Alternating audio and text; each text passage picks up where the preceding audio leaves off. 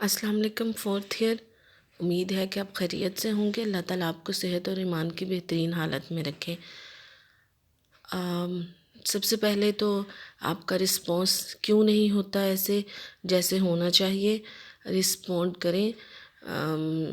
मैं second year से भी यही डिस्कस कर रही थी कि आप ये समझें कि आप जो पढ़ रहे हैं उसको पढ़ने का और समझने का आपके पास लास्ट चांस है, क्योंकि हालात ऐसे हैं कि आप अपनी क्लास में भी ये यानी कि फोर्थ ईयर में रहते हुए दोबारा टीचर से ये नहीं समझ सकेंगे, और आगे अगर आप जाते हैं तो ये चीज़ें आप यहीं छोड़ देंगे, क्योंकि ये चीज़ें अब हर डिक्शनरी में यही है कि बच्चों ने पढ़ ली हैं। बीए में इतना सिलेबस होता है, पढ़ लिया है। अब अगर आप नेक्स्ट मास्टर्स इंशाल्लाह करेंगे इकोनॉमिक्स में तो वो चीज़ें इसके आगे से कंटिन्यू होगी। कोई टीचर होगा जो आपको थोड़ा सा ओवरव्यू देगा कि अच्छा चले आप पीछे से देख लें। तो हर चीज़ को अच्छे तरीके से पढ़ा करें और कोशिश किया करें जो नहीं उसको समझें, और जो नहीं समझ आती वो पूछा करें आप। हम लोगों ने लास्ट टाइम जो पढ़ा था वो था अफराती जमूद या रकूदी अफरात ज़र। तो पहले हमने देखा था कि अफरात ज़र से क्या मुराद है, चीज़ों की कीमतों में जब बहुत ज़्यादा तेज़ी से इजाफ़ा होता है और होता ही चला जाता है, यानी कि एक मुसलसल अमल होता है, तो वो अफरात ज़र होता है। अफरात ज़र दो तरह से होता है।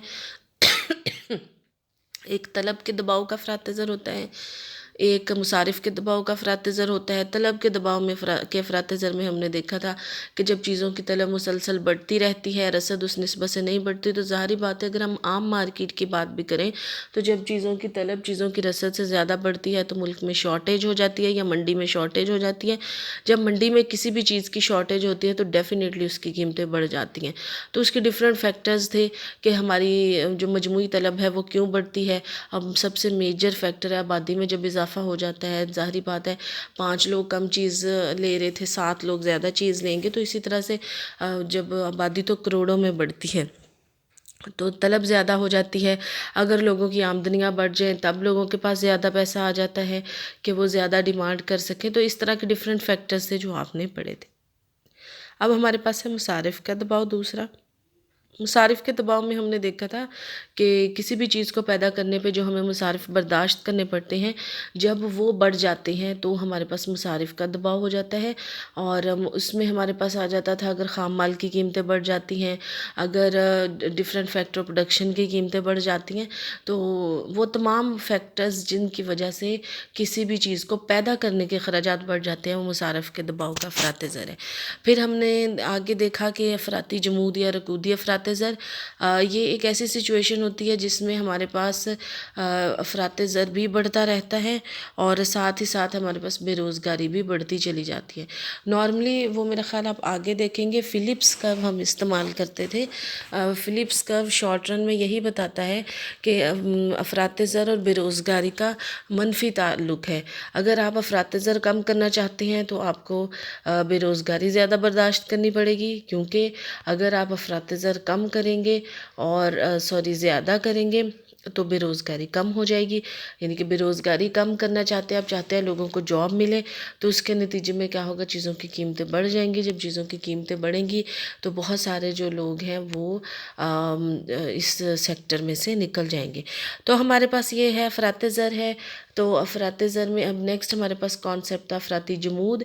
एक ऐसा कॉन्सेप्ट है जो ये बताता है कि हम in the long run, short run में तो हो सकता है कि चूँकि शॉर्ट टाइम पीरियड होता है, हम एंटिसिपेट नहीं सही कर पाते, तो हो सकता है कि हमारी जो है वो एम्प्लॉयमेंट बढ़ जाए। लेकिन इन द लॉन्ग रन क्या होता है, अरसे तवील में हमारे पास ऐसे होता है कि जब भी हम कहते हैं अगर हम कम करने की कोशिश करते हैं अपनी इसको बेरोज़गारी को, तो उसके लिए हमें ज़्यादा कीमतें जो हैं वो अपनानी पड़ती हैं। जब कीमतें ज़्यादा होती हैं तो इसका मतलब है चीज़ें महंगी मिलती हैं। जब चीज़ें महंगी मिलती हैं तो लोग उनकी तलब कम कर देते हैं। जब तलब कम होती है, मजमूई तलब कम होती है, तो ज़ाहिरी बात है जो आजरीन हैं वो मजमूई रसद को भी कम कर देंगे। जब वो मजमूई रसद को कम करेंगे तो हम पहले से ही जो बेरोज़गारी का लेवल है उस पर शिफ्ट हो जाएंगे। तो लिहाजा हमारे पास ये एक ऐसी सिचुएशन होती है जिसमें بے روزگاری جو ہے وہ کم نہیں ہوتی، جو natural rate of in employment ہے اسی پہ رہتے ہیں، اور یہ خط ہمارے پاس ورٹیکل ہوتا ہے۔ اب یہ ہمارے پاس ہے کہ افراطی جمود کو کنٹرول کرنے کے لیے کیا اقدامات کرنے چاہیے۔ تو افراطی جمود کو کنٹرول کرنے میں جو ہے وہ زرعی اور مالیاتی پالیسیاں ناکام رہتی ہیں، لہٰذا ماہرین کے خیال میں ایسے انیشیٹو لینے چاہیے جو کہ ایگریگیٹ سپلائی کو کم نہ ہونے دیں، اور تاکہ مجموعی رسد کا خط اوپر نہ چڑھ سکے۔ یعنی کہ کوشش یہ کرنی چاہیے کہ اگر مجموعی طلب کم ہو بھی جاتی ہے تو مجموعی رسد کو کم نہ کیا جائے۔ اس میں یہ ہے کہ گورنمنٹ انٹرونشن کرے، گورنمنٹ آ کے جو ہے وہ سرمایہ کاری کرے۔ اگر آپ سرمایہ کاری کم کریں گے تو ڈیفینیٹلی کچھ یونٹ بند ہو جائیں گے، جب کچھ یونٹ بند ہوں گے تو لوگ بے روزگار ہو جائیں گے، تو جو لوگ بے روزگار ہوں گے وہ مزید مجموعی طلب میں کمی کا باعث بنیں گے۔ اور اس ضمن میں درج ذیل اقدامات تجویز کی جاتی ہیں کہ ہم رسد کو کس طرح سے بڑھا سکتے ہیں۔ تو سب سے پہلے ہے کہ منڈیوں کے حالات کو بہتر کیا جائے، اور منڈیوں کے حالات میں بہتری پیدا کرنے کے لیے افرادی قوت کی منصوبہ بندی ضروری ہے، تاکہ افراد کو پیشہ ورانہ تربیت دے کر انہیں روزگار کے بارے میں معلومات فراہم کر کے محنت کی منڈی میں بے روزگاری کو کم کیا جائے۔ بیسکلی ہم کہتے ہیں کہ وہ جو فیکٹر ہے افراطی جمود میں وہ یہی ہے کہ جب روزگار کم ہو جاتا ہے تو لوگوں کو بتایا جائے کہ اگر مطلب آپ کس طرح سے اپنا روزگار حاصل کر سکتے ہیں، اور سیکنڈلی اگر آپ کا یہ جو روزگار پریزنٹ ہے اگر وہ چھن جاتا ہے، اگر وہ ختم ہو جاتا ہے تو آپ کس طرح سے اپنا نیا روزگار شروع کر سکتے ہیں، اور ان کو مہارت دینی چاہیے۔ دوسری طرف منڈیوں میں صحت مند مقابلے کے رجحان کو فروغ دینا چاہیے، تاکہ مزدور انجمنوں اور کاروباری اداروں کی جانبداری ختم کر کے بے روزگاری اور افراط زر پر قابو پایا جا سکے۔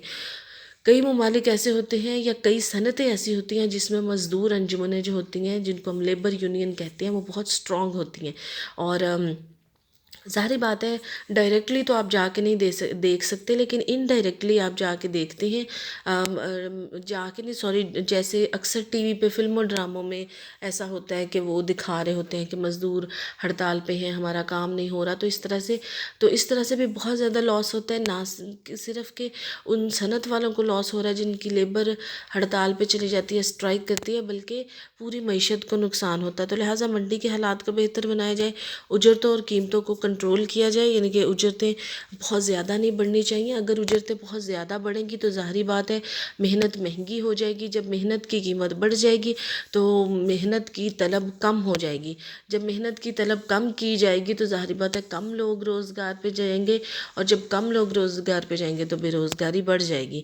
تو لہٰذا ایسے حالات میں ان پر کنٹرول ہونا چاہیے، اجرتوں اور قیمتوں میں اضافے کے ضمن میں کچھ رہنما اصول وضع کر دینے چاہیے تاکہ وہ زیادہ شرح سے نہ بڑھنے پائیں اور افراط زر بے روزگاری میں اضافہ نہ ہو سکے۔ جیسے کہ حکومت نے پہلے 8,000 تھا، پھر 10,000 ہو گیا، اب 13,000 ہو گیا، منیمم ویج ریٹ سیٹ کیا۔ یہ تو خیر منیمم ویج ریٹ ہے کہ جو کہ ہے کہ مزدوروں کی فیور میں ہے، لیکن میکسیمم ویج ریٹ بھی کئی جگہ پہ سیٹ ہے کہ اس سے زیادہ ویج ریٹ آپ نہیں کر سکتے۔ تو اس سے یہ ہوگا کہ اگر ویج ریٹ ایک ریزنیبل ہوگی تو اس سے جو ہے توازن آ جائے گا۔ پھر ہے رسد کے پہلو کے حامی ماہرین کی رائے۔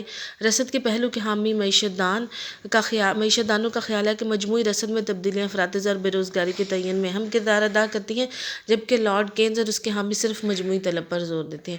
کچھ لوگوں کا خیال ہے، کچھ معیشت دانوں کا خیال ہے کہ ہم مجموعی طلب میں تبدیلیاں کر کے جو ہے وہ معیشت کو بہتری کی طرف لا سکتے ہیں، اور کچھ معیشت دانوں کا خیال ہے کہ ہم مجموعی رسد میں تبدیلیاں کر کے معیشت کو دوبارہ سے ایکولیبریم لیول پہ لا سکتے ہیں۔ اور ان کے نزدیک یعنی کہ کینز کے نزدیک حکومت جب سرکاری شعبے کے لیے مالیات کی فراہمی کی غرض سے کاروباری فرموں پر ٹیکس کا بوجھ بڑھا دیتی ہے تو یہ ادارے قیمت میں اضافہ کر کے صارفین سے وصول کر لیتے ہیں، جس کی وجہ سے مصارف کے دباؤ کا افراط زر پیدا ہو جاتا ہے اور مجموعی رسد کم ہو جاتی ہے۔ نیز ان ٹیکسوں سے بچت اور سرمایہ کاری بھی بری طرح متاثر ہوتی ہے۔ اس کے ساتھ ساتھ اگر حکومت صنعتی کارخانوں پر کچھ پابندیاں عائد کر دے تو اس کی وجہ سے بھی رسد متاثر ہوتی ہے۔ لہٰذا رسد کے پہلو کے حامی معیشت دان انکم ٹیکس اور دیگر ٹیکسوں کی شرح کم کرنے کے حق میں ہیں۔ اس طرح ان کا خیال ہے کہ مجموعی رسد میں اضافہ ہوگا اور افراطی جمود پر قابو پایا جائے گا۔ اگر ہم تھوڑا سا دیکھیں، آپ نے سے کا قانون منڈیاں بھی پڑھا ہے۔ سے جو تھا وہ کہتا تھا کہ رسد اپنی طلب خود پیدا کر لیتی ہے۔ جب رسد اپنی طلب خود پیدا کرتی ہے تو اس کا مطلب ہے کہ آپ مارکیٹ میں چیزیں لاتے جائیں، وہ خود بخود بک جائیں گی۔ لیکن 1929 میں جو شدید معاشی بحران آیا تھا اس نے پوری دنیا کو اپنی لپیٹ میں لے لیا تھا، کاروباری زندگی بری طرح طرح سے متاثر ہوا تھا. لوگوں کے پاس پیسے نہیں تھے، جو مارکیٹس ہیں وہ بھری پڑی تھی چیزوں سے، لیکن وہ لینے والا کوئی نہیں تھا. تو پھر کینز نے وہاں سے اپنا جو معاشی سفر تھا وہ سٹارٹ کیا، اور پھر جو ہے وہیں سے اس کو جے ایم کینز کو جو شہرت ملی، اور اس کی وجہ شہرت بھی یہی تھی کہ اس نے کہا تھا کہ in the long run we all dead, ہم لانگ رن میں جو ہے وہ سب مر جاتے ہیں. تو لہٰذا اتنے لمبی پلاننگ نہ کریں کہ ایسے ہوگا تو 5 سال کے عرصہ میں یہ ہو جائے گا. جب آپ پروجیکٹ شروع کرتے ہیں تب ضرور کریں، لیکن جب آپ اپنے پروڈکشن کے ڈیسیژن لیتے ہیں، پیداوار کے لیتے ہیں، تو وہ پھر شارٹ ٹرم میں ہونے چاہیے. تو لہٰذا پھر کینز حکومت کی مداخلت میں بھی کے لیے بھی ایگری تھا کہ حکومت انٹرونشن کرے معیشت میں، تو پھر ہی معیشت جو ہے وہ صحیح راستے کی طرف گامزن ہوتی ہے. تو اب یہ اس کی ایکسرسائز زرعی پالیسی کی نوعیت اور آلات کار بیان کریں. تو اس کے بعد ہے زرعی پالیسی سے کیا مراد ہے، زرعی پالیسی کے مقاصد. تو یہ ساری چیزیں جو ہیں وہ تقریباً آسان کوسچن ہے، تو یہ آپ نے جو ہے وہ اس کو ایکسرسائز اپنی تیار کرنی ہے. انشاءاللہ ہم نیکسٹ چیپٹر کے ساتھ سٹارٹ کریں گے. اللہ حافظ.